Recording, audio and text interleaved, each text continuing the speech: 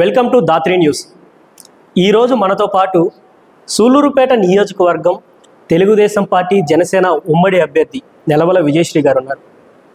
చంద్రబాబు నాయుడు గారు ప్రకటించిన మొదటి జాబితాలోనే సీటు సాధించి తండ్రి ఆశయాలను ముందుకు తీసుకెళ్లడం కోసం సూలూరుపేట నియోజకవర్గంలో ఈరోజు ఎమ్మెల్యే అభ్యర్థిగా పోటీ చేస్తున్న నెలవల విజయశ్రీ గారి ద్వారా సూలూరుపేట పరిస్థితులు, అలాగే ఎలాంటి అభివృద్ధి కార్యక్రమాలు చేపట్టితే సూలూరుపేట నియోజకవర్గం మరింత ముందుకు వెళ్తుంది, అలాగే ఇక్కడున్న నిరుద్యోగులకి కానీ వ్యవసాయదారులకు కానీ ఏ విధమైన హామీలు ఇస్తారు, ఏ విధంగా ముందుకు వెళ్ళాలనుకుంటున్నారు, మరిన్ని విషయాలు మనం మేడంతోనే తెలుసుకుందాం. నేను ఈరోజే చెప్తున్నా, ఏదైతే హామీ ఇచ్చానో నేను ఉండబోయే 5 ఏళ్లలో ప్రతి ఒక్కటి నెరవేర్చిన తర్వాతే మీ గడపకు వచ్చి ఓటు అడుగుతాను. కిలివేటి సంజీవయ్య ఇప్పటికీ 2 సార్లు ఎమ్మెల్యేగా పనిచేశారు. ఈసారి 3వ సారి కూడా పోటీ చేయబోతున్నారు మీ ప్రత్యర్థిగా. సో 2 సార్లు గెలిచిన ఒక ఎమ్మెల్యేని ఈసారి ఎలా ఢీకొట్టుపోతున్నారు?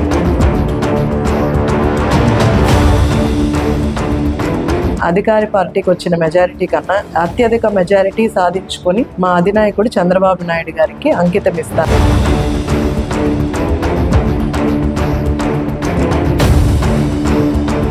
అలాంటి వ్యక్తికి సూలూరుపేట నియోజకవర్గంలో ఉన్న ప్రజలు మళ్ళీ 3వ సారి ఓటు వేసి గెలిపిస్తారని, అసెంబ్లీకి పంపిస్తారని నేనైతే అనుకోవటం.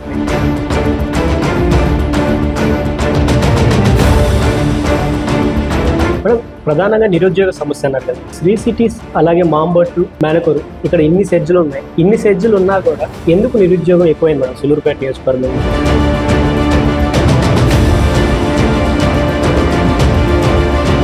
దీన్ని బట్టి మనం అర్థం చేసుకోవచ్చు, సంజీవయ్య పతనం మొదలైంది.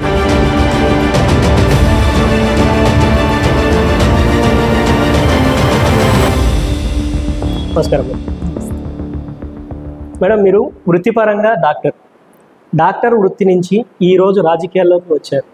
ఎందుకు రావాల్సి వచ్చింది, ఎలా వచ్చారు? మా నాన్నగారు నెలవల సుబ్రహ్మణ్యం గారు ఎంపీగా, ఎమ్మెల్యేగా 40 సంవత్సరాల నుంచి రాజకీయ జీవితంలో ఉన్నారు. అదే స్ఫూర్తితో ప్రజలకు సేవ చేయడానికి ఇదొక అవకాశంగా తీసుకొని రాజకీయాల్లోకి వచ్చాను. ప్రజాదరణ పొందడానికి ఇదొక అవకాశంగా తీసుకున్నాను. అంటే మీరు ఇప్పటి వరకు వైద్య వృత్తిలోనే ఉన్నారు, రాజకీయాలు మీకు చాలా కొత్త మేడం. సో ఇక్కడ సూలూరుపేటలో ఉన్న ప్రజానికానికి కానీ ఇక్కడ ఉన్న యువతకి కానీ మీరు ఏ విధంగా మంచి చేయాలనుకుంటున్నారు? ఏ విధమైన ప్రణాళికలు ఉన్నాయి మేడం మీ దగ్గర? సూలూరుపేట నియోజకవర్గంలో ఉన్న సమస్యలపై పూర్తి స్థాయిలో అనాలిసిస్ చేశాను. అందులో ప్రధాన సమస్యలైన వ్యవసాయ సమస్య, రోడ్ల సమస్య, మత్స్యకార సమస్య, నిరుద్యోగ సమస్య, ఇవి నా దృష్టిలోకి వచ్చిన ప్రధానమైన సమస్యలు. అధికారంలోకి వచ్చిన తర్వాత పరిష్కార దిశలుగా అడుగులు వేస్తాను. మా నాన్నగారు హుందా రాజకీయాలు చేశారు, అదేవిధంగా నేను కూడా ఆయన అడుగుజాడల్లో ఉంటూ హుందా రాజకీయాలు చేయాలి. మేడం ప్రధానంగా నిరుద్యోగ సమస్య అన్నారు కదా. శ్రీ సిటీస్ అలాగే మాంబట్టు, మేనకొరు ఇక్కడ ఇన్ని సెడ్జులు ఉన్నాయి. ఇన్ని సెడ్జులు ఉన్నా కూడా ఎందుకు నిరుద్యోగం ఎక్కువైంది మేడం సూలూరుపేట నియోజకవర్గంలో? సూలూరుపేట నియోజకవర్గంలో 3 సెజ్లు ఉన్నాయి. ఆ సెజ్లో 1,00,000 మందికి పైగా ఉద్యోగాలు చేస్తున్నారు. లోకల్ మెంబర్స్కి ఉద్యోగాలు కాకుండా అదర్ స్టేట్స్ నుంచి ఎక్కువ మందిని రిక్రూట్ చేసుకుంటున్నారు. జగన్మోహన్ రెడ్డి అసెంబ్లీ సాక్షిగా చెప్పింది 70% లోకల్ వాళ్ళకి ఉద్యోగాలు ఇవ్వాలని. సో అందులో 30% మాత్రమే లోకల్ వాళ్ళకి ఉద్యోగాలు వస్తున్నాయి. మన ప్రభుత్వం వచ్చిన తర్వాత 70 కాకుండా 80% లోకల్ వాళ్ళకి ఉద్యోగాలు ఇస్తూ 30% మాత్రమే వేరే స్టేట్స్ నుంచి రిక్రూట్ చేసుకుంటాం. పొత్తులో భాగంగా ఇటు రాష్ట్రంలో టీడీపీ, జనసేన 2 కలిసి ఇప్పుడు అడుగులు వేస్తున్నాయి. అలాగే కేటాయించిన సీట్లలో కూడా జనసేన, టీడీపీ ఆల్రెడీ కలిసి కేటాయించి ఇక్కడ సూలూరుపేటలో ఉమ్మడి అభ్యర్థిగా మిమ్మల్ని ప్రకటించారు. అలాగే ఇక్కడ టీడీపీకి క్యాండిడేట్ని ఇవ్వడం ద్వారా జనసేనలో ఉన్న నాయకులకి కానీ కార్యకర్తలకి కానీ మీరు ఎలాంటి సందేశం ఇవ్వాలనుకుంటున్నారు, ఎలాంటి భరోసా ఇవ్వాలనుకుంటున్నారు వాళ్ళకి?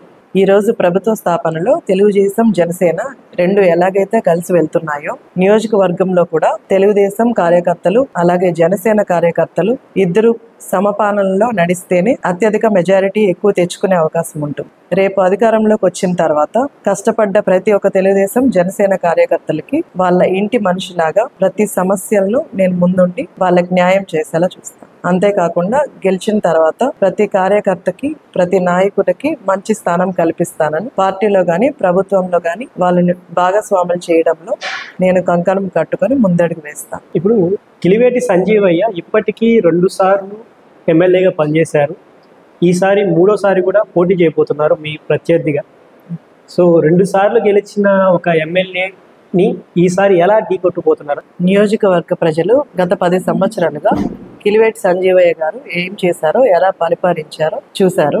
ఈయన హయాంలో దోచుకోవడం దాచుకోవడం తప్ప మరేమీ లేదని వాళ్ళ కార్యకర్తలే, పార్టీ నాయకులే భయపడే స్థాయికి దిగజారారు. అంతేకాకుండా ఈ అభ్యర్థిని సొంత పార్టీ నాయకులే విశ్వసించే స్థాయిలో లేరు. మనం ఇంతకు ముందే చూసాం, సొంత పార్టీ నాయకులే కిలివేటి సంజీవయ్యకి వ్యతిరేకంగా బాయ్ బాయ్ సంజీవయ్య అంటూ నినాదాలు చేశారు. అలాంటి వ్యక్తికి సూలూరుపేట నియోజకవర్గంలో ఉన్న ప్రజలు మళ్ళీ 3వ సారి ఓటు వేసి గెలిపిస్తారని, అసెంబ్లీకి పంపిస్తారని నేనైతే అనుకోవటం లేదు. ఈ గత 10 సంవత్సరాల్లో ఆయన చేసిన అభివృద్ధి శూన్యం. ఏ సమస్యకు వెళ్ళినా పట్టించుకున్న దాఖలాలు ఏవి కనిపించట్లేదు. అదిగో నేను అది చేస్తున్నా, ఇది చేస్తున్నా అంటూ శిలాఫలకం ఓపెన్ చేయడం మాత్రమే ఆయన చేతిలో ఉంది. దాన్ని పూర్తి చేసే బాధ్యత ఈ రోజు నేను తీసుకొని, నేను గెలిచిన వెంటనే ప్రతి అభివృద్ధి కార్యక్రమాన్ని ముందుకు తీసుకెళ్లి ప్రజల శ్రేయస్సు కోసం ఈ నియోజకవర్గంలో నడుచుకుంటానని తెలియజేస్తాను. మేడం, అధికార వైఎస్ఆర్సీపీలో ఉన్న వర్గ విభేదాలు మీకు ఏమాత్రం అనుకూలిస్తాయనుకుంటున్నారు? ఇప్పటికే మనం చూసాం, జిల్లాలో రాజకీయ పెద్దలు వేమిరెడ్డి ప్రభాకర్ రెడ్డి గారు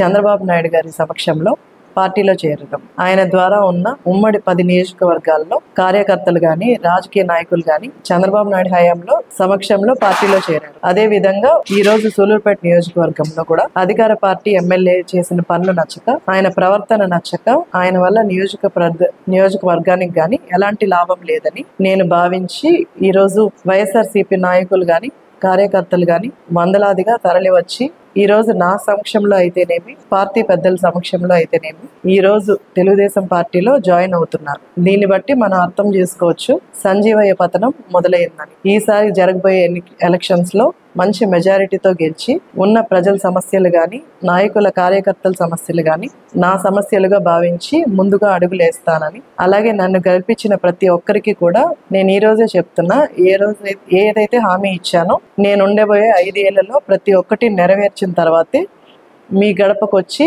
ఓటు అడుగుతారని ఈ సమక్షంలో తెలియజేస్తుంది. ఓకే మేడం, ఫైనల్గా అడుగుతున్నాను, ఈసారి ఎంత మెజార్టీ రావచ్చు అనుకుంటున్నారు? ఉన్న నియోజకవర్గం సమస్యలు పట్టించుకొని ఎమ్మెల్యే కన్నా మెరుగ్గా పనిచేయడానికి నేను వస్తున్నాను. ఉన్నత చదువుకొని ఈరోజు డాక్టర్ వృత్తిలో పనిచేసుకుంటూ వృత్తిని వదిలేసి ప్రజల శ్రేయస్సు కోసం మా నాన్నగారు నడిచిన బాటలోనే, అలాగే మా అధినాయకుడు నారా చంద్రబాబు నాయుడు గారు, యువ నాయకుడు నారా లోకేష్ బాబు గారి ఆధ్వర్యంలో ఈ రోజు వాళ్ళు చేసే ప్రతి కార్యక్రమం గాని, ఇక్కడ నేను చెప్పే ప్రతి మాట గాని ప్రతి ఒక్కటి ఈ రోజు తూచా తప్పకుండా పాటించడం కోసం నేను ముందడుగు వేసి ఇంటింటికి ప్రచారం చేస్తున్నా. ఈసారి జరగబోయే ఎన్నికల్లో గత ఎన్నికల ఎలక్షన్ లో వచ్చిన మెజారిటీ కంటే కూడా అధికార పార్టీకి వచ్చిన మెజారిటీ కన్నా అత్యధిక మెజారిటీ సాధించుకొని ఈ నియోజకవర్గానికి మా అధినాయకుడు చంద్రబాబు నాయుడు గారికి అంకితం ఇస్తానని తెలియజేస్తున్నాను. Thank you madam. Thank you.